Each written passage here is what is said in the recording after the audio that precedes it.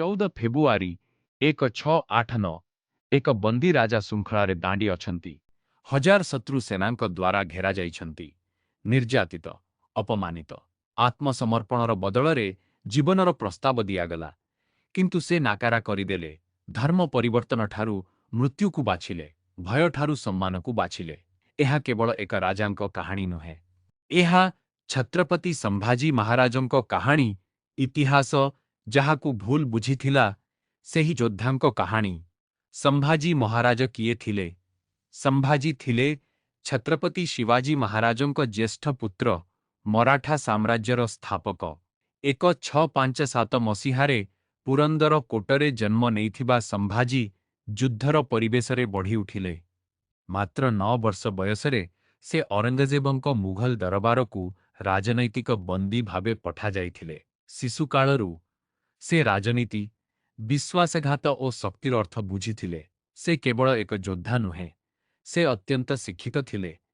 ସଂସ୍କୃତ, Persian ଓ ଅନେକ ଆଞ୍ଚଳିକ ଭାଷାରେ ପାରଦର୍ଶୀ ଥିଲେ। ସେ ସଂସ୍କୃତରେ ବୁଦ୍ଧଭୂଷଣମ୍ ନାମକ ଶିବାଜୀ ମହାରାଜଙ୍କ ମୃତ୍ୟୁ ପରେ 1680 ମସିହାରେ ଛତ୍ରପତି ଶିବାଜୀ ମହାରାଜଙ୍କ ଦେହାନ୍ତ ପରେ ମରାଠା ସାମ୍ରାଜ୍ୟ ଭିତରୁ ସଙ୍କଟରେ ପଡ଼ିଲା।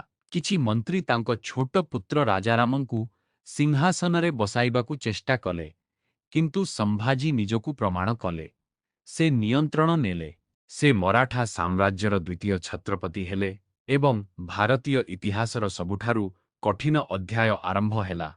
ଔରଙ୍ଗଜେବଙ୍କ ବିରୋଧରେ ଯୁଦ୍ଧ। ଔରଙ୍ଗଜେବ ନିଜେ ବିଶାଳ ମୁଘଲ ସେନା ସହ ଦକ୍ଷିଣ ଭାରତକୁ ଆସିଥିଲେ। ତାଙ୍କ ଲକ୍ଷ୍ୟ ମରାଠା ସାମ୍ରାଜ୍ୟକୁ ସମୂଳେ ଧ୍ୱଂସ କରିବା।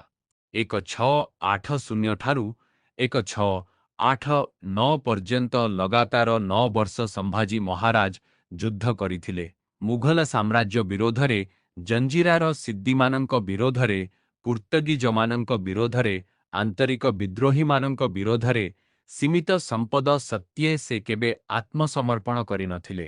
ହଠାତ୍ ଆକ୍ରମଣ କରୁଥିଲେ, ଗୁରିଲ୍ଲା ଯୁଦ୍ଧ ପ୍ରଣାଳୀ ବ୍ୟବହାର କରୁଥିଲେ, କୋଟମାନଙ୍କୁ ସାହସରେ ରକ୍ଷା କରୁଥିଲେ।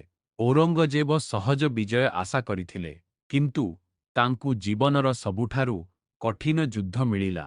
ଗିରଫ ଓ ବଳିଦାନ।